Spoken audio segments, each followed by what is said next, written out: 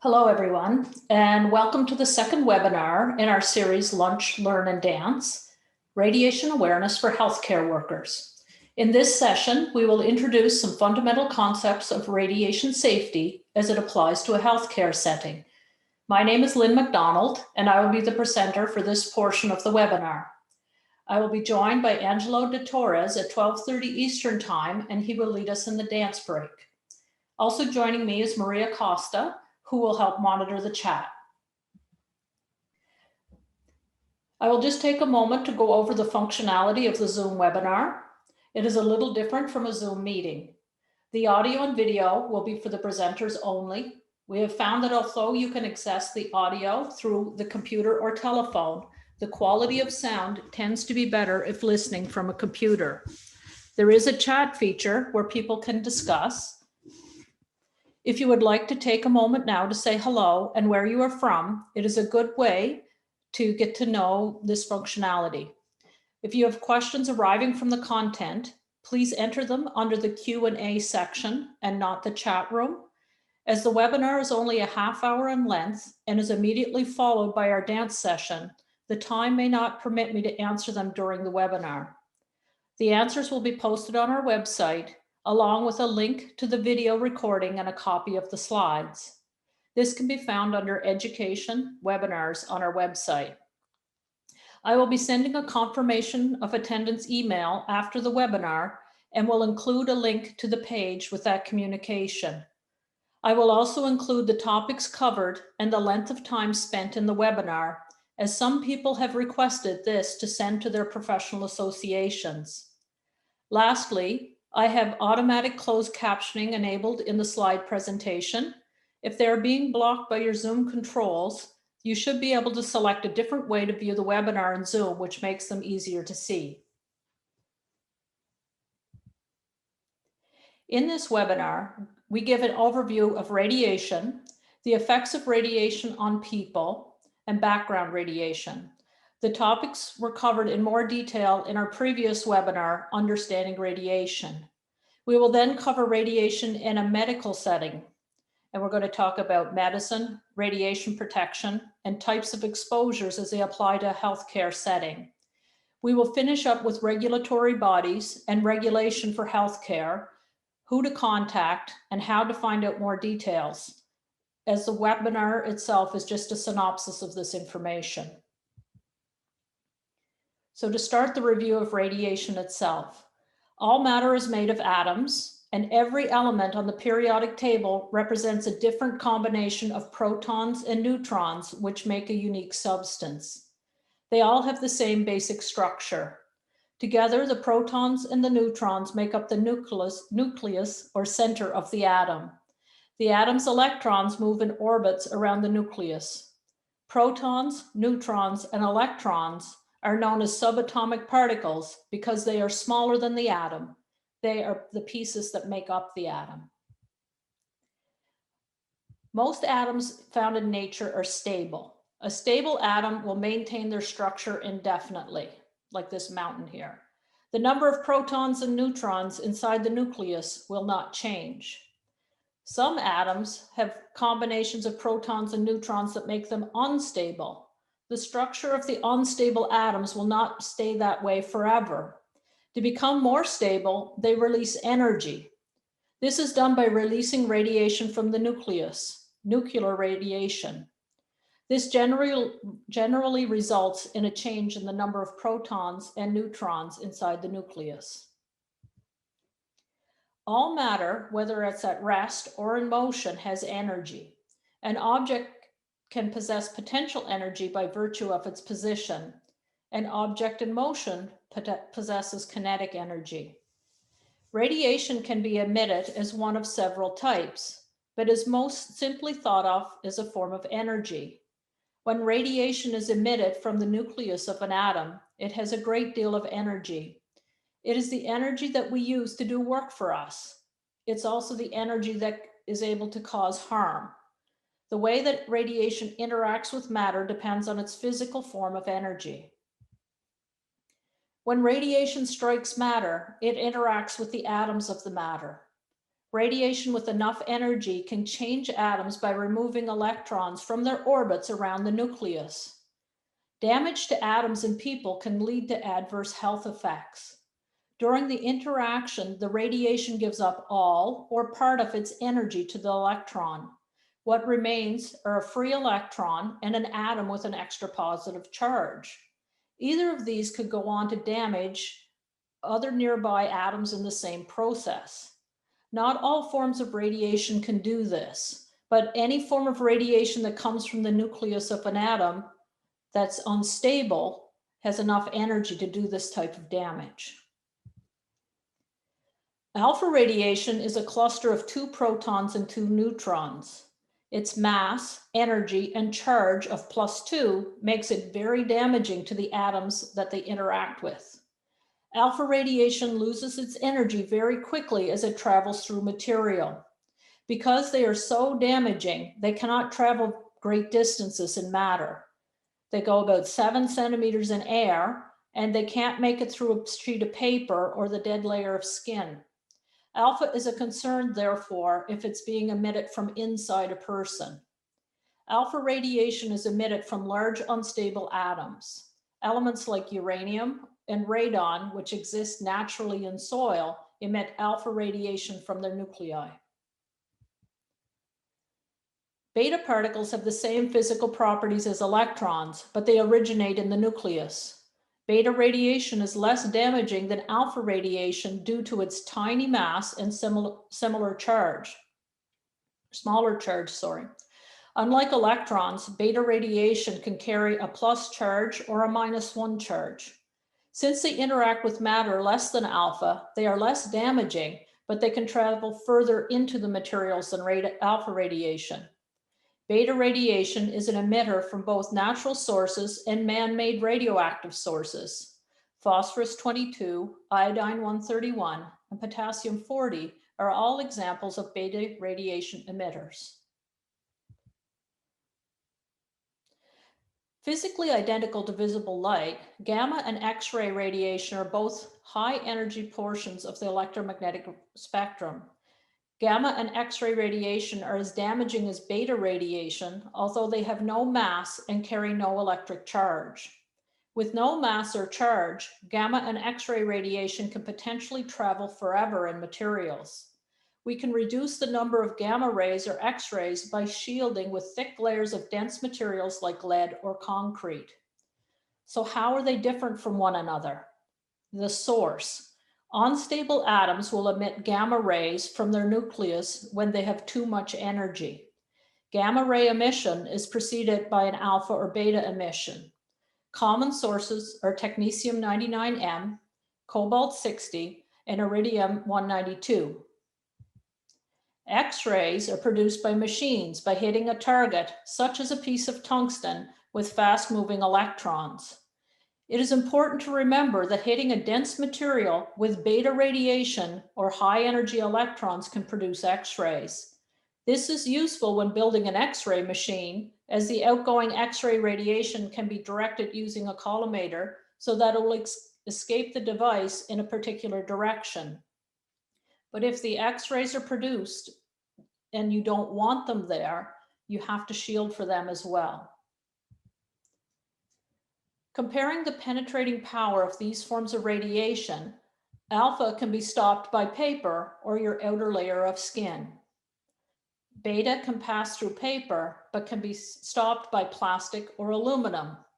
And gamma or X-ray can theoretically travel forever, although with thick shielding with lead or concrete, their strength can be greatly reduced. When talking about unstable or radioactive nuclei, its activity is a measure of the number of emissions of radiation that a large quantity of the atoms will give off in some amount of time. This is typically measured in emissions per second, or becquerel. The activity that any particular atom exhibits is determined by its half-life. This is the amount of time that an unstable radioactive substance takes for half of its atoms to emit radiation. The half-life only applies to a bulk quantity of a particular kind of unstable atom, rather than individual atoms. Half-lives for different elements can vary between billions of years to fractions of a second. For every half-life that goes by, the activity reduces by 50%. As a rule of thumb, 7 half-lives leaves only 1% of the initial activity remaining. 10 half-lives leaves only 0.1% remaining. High-energy radiation has the ability to remove electrons from atoms. All tissues, organs, and cells in the body of living beings are comprised of large combinations of atoms. Radiation will affect the atoms in the body the same way as they would the atoms of any non-living material. Damage to the atoms in the body can lead to detrimental health effects. The effects on living material will depend on the energy and the amount of the radiation, as well as the duration of the exposure. The cell is the basic unit of living tissue. The effects of radiation are seen first at the cellular level. When radiation interacts with a cell, there are various outcomes possible. It could be that there's no damage done, damage is repaired by the cell, damage that leads to the death of a cell, which may sound bad, but it's only a concern if there's been a large dose and a great many cells die, as cells die in our body every day. Or you could have damage to DNA, which leads to a genetic mutation. Damage to an atom, similarly a cell, is caused by removing electrons from their orbits. Energy is given to the atom from the radiation to do this. The effects of radiation on a cell, tissue, organ, or human depends on how much energy is absorbed into it. A dose of radiation is a measure of how much energy is given to the body from radiation and is used to indicate the effect it may have. There are 3 common ways dose is reported. Absorbed dose, which is the energy given to the body by radiation per unit mass, measured in gray. Equivalent dose, which also takes the type of radiation into account, measured in sieverts or millisieverts. And effective dose, which additionally considers the sensitivity of different tissues to radiation, which is also measured in sieverts or millisieverts. Depending on the function of the atoms which were affected by the radiation dose, exposure to high energy radiation can have a number of effects. They can either be to the person who received the dose of radiation or their future offspring. Bodily or somatic effects are those that appear in the person that has received the dose of radiation. These effects are divided into 2 broad categories. First, there are those that have a dose threshold needed to appear. These effects do not appear until a minimum of dose is received, and above a threshold, dose effects will occur. Common examples of effects like nausea, burns, or death. Cataracts are also a threshold effect. Thresholds are very high above typical occupational exposures. The second category of effects are those that have a probability of developing, not a certainty. Any increase in radiation dose increases the chance of observing the effect. A most common example would be developing a fatal cancer from an exposure to radiation. The typical effects associated with thresholds of radiation dose consist of symptoms like certain DNA damage to blood cells, nausea, vomiting, diarrhea, and death. The radiation doses associated with these effects are quite high and are very unlikely to appear in any occupational setting. Because doses like these are so uncommon, the effect that poses the most realistic concern is the increased risk of developing a fatal cancer. The purpose of radiation protection laws and procedures is to ensure that doses remain as low as reasonably achievable. Radiation protection helps us to be able to use these powerful medical tools safely. When working with high energy radiation, following all procedures prevents exposures to threshold levels of radiation. In Canada, developing a fatal cancer is a probabilistic effect with an increased risk of 4% for every 1,000 millisievert dose. The natural fatal cancer risk is roughly 25%. By exposing a population to 1,000 millisieverts dose, or 1 millisievert, we expect 29% of the population would develop a fatal cancer in their lifetime. Hereditary effects are potential health effects that future generation might experience as a result of our exposure to radiation. This sort of effect could happen if a sperm or an egg cell in the parent undergoes a mutation after being damaged by radiation and then conceiving a child with this cell. The child, and potentially grandchildren, great-grandchildren, etc., may exhibit health effects from carrying the mutated cells. This type of effect has never been measured in humans. It is theoretically possible, however, as it's been observed in large-scale studies of mice. There are many natural and man-made sources of radiation that contribute and often dominate the average person's annual dose of radiation. These are shown on the screen. On average, Canadians receive 2 to 4 millisieverts per year from background radiation. Whether in diagnostic X-ray imaging, nuclear medicine, or radiation therapy, radiation from nuclear material or radiation devices is used throughout modern medicine. For example, in Canada in 2017, there were approximately 28,000 nuclear medicine procedures performed each week. Roughly 80% of these use technetium-99m. In some cases, patients are exposed by external sources of beta, X-ray, or gamma radiation. In nuclear medicine or brachytherapy procedures, nuclear substances are injected or implanted inside the body. The patients will carry the radiation sources with them when they leave the hospital. Following the administration of radioactive pharmaceuticals, nuclear medicine patients become sources of radiation to other people.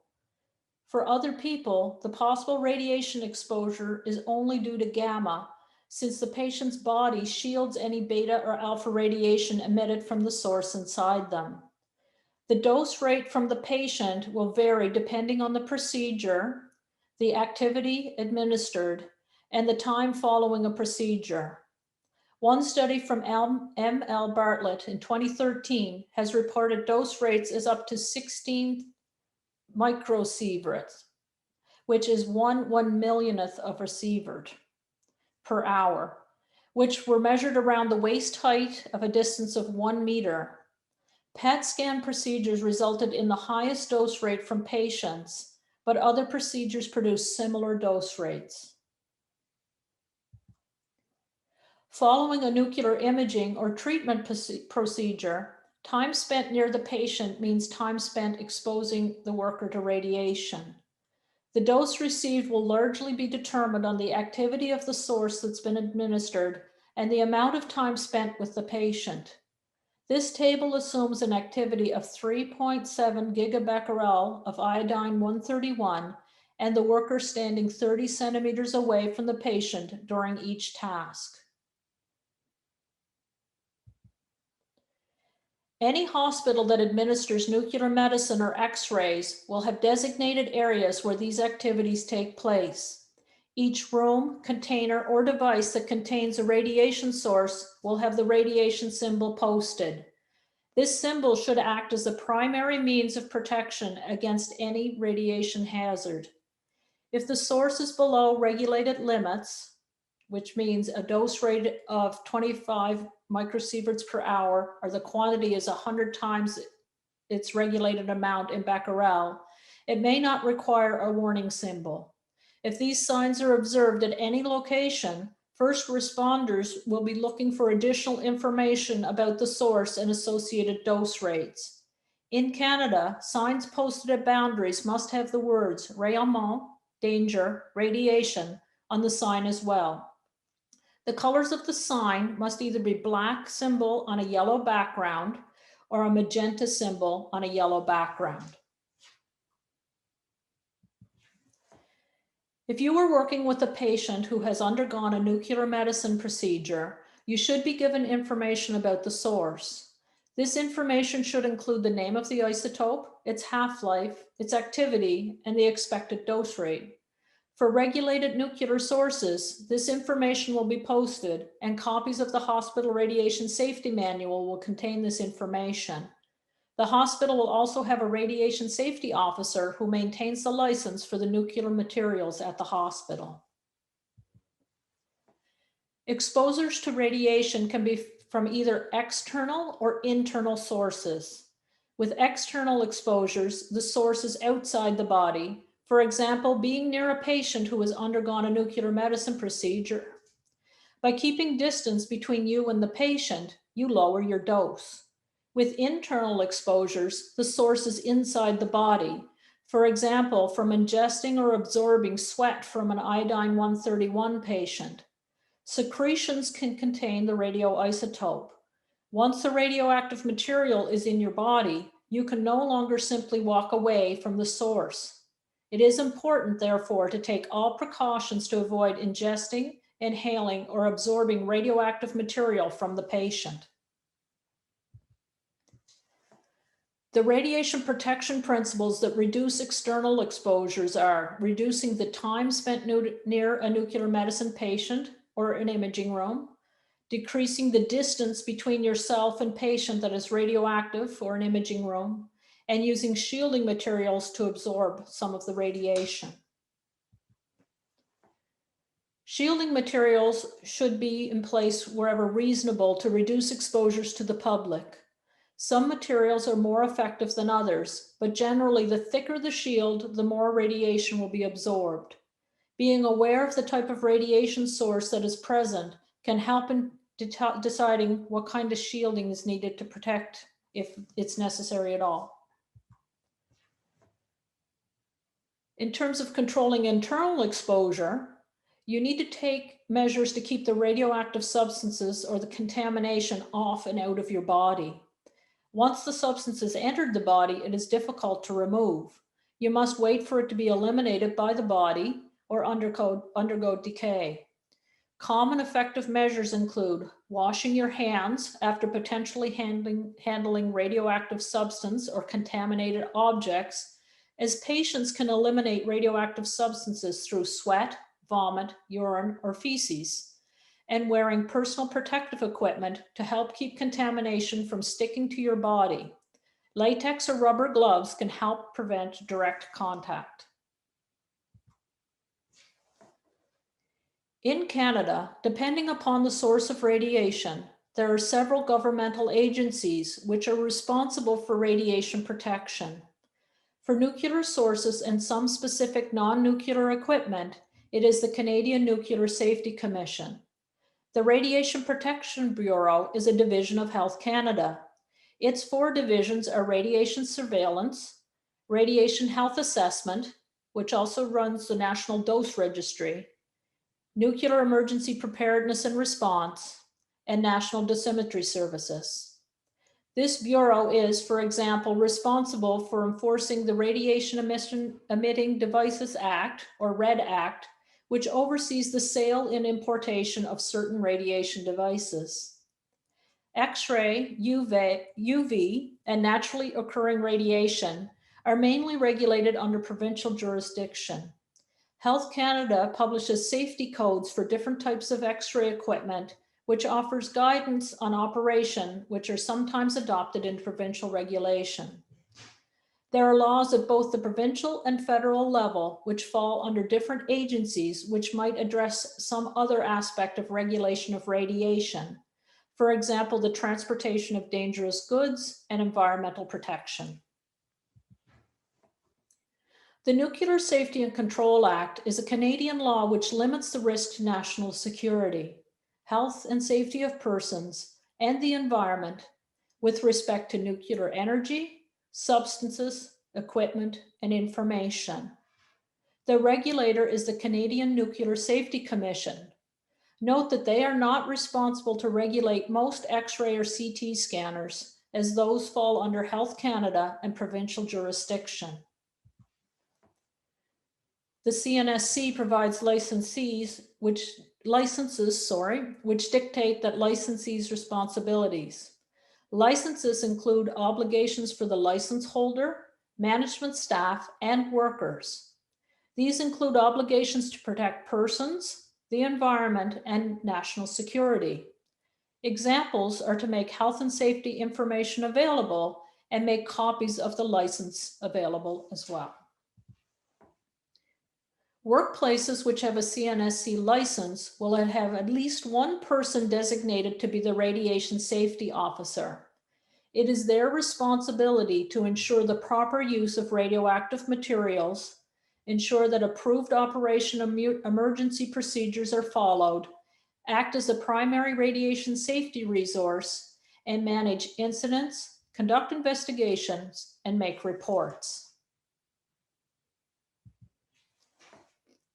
For more information about radiation protection in healthcare, contact the CNSC, the Radiation Protection Bureau, or us, the Radiation Safety Institute of Canada.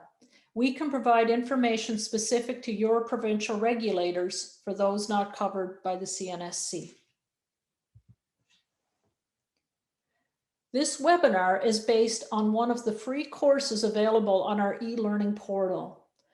Along with other paid and free courses, there are 3 free radiation safety courses tailored to healthcare workers, first responders, and long-term care workers, which were developed in partnership with PSHSA. The full courses include more detailed information, interactivity, and video. The portal can be found on our website under Education.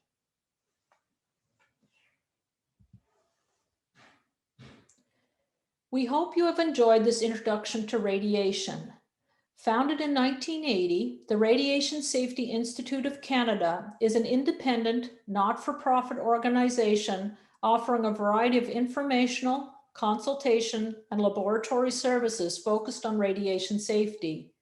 If you have any further questions about radiation at work or at home, please feel free to contact us toll-free at 1-800-263-5803 or by email at info@radiationsafety.ca. You can also visit us on the web at www.radiationsafety.ca or find us on Facebook.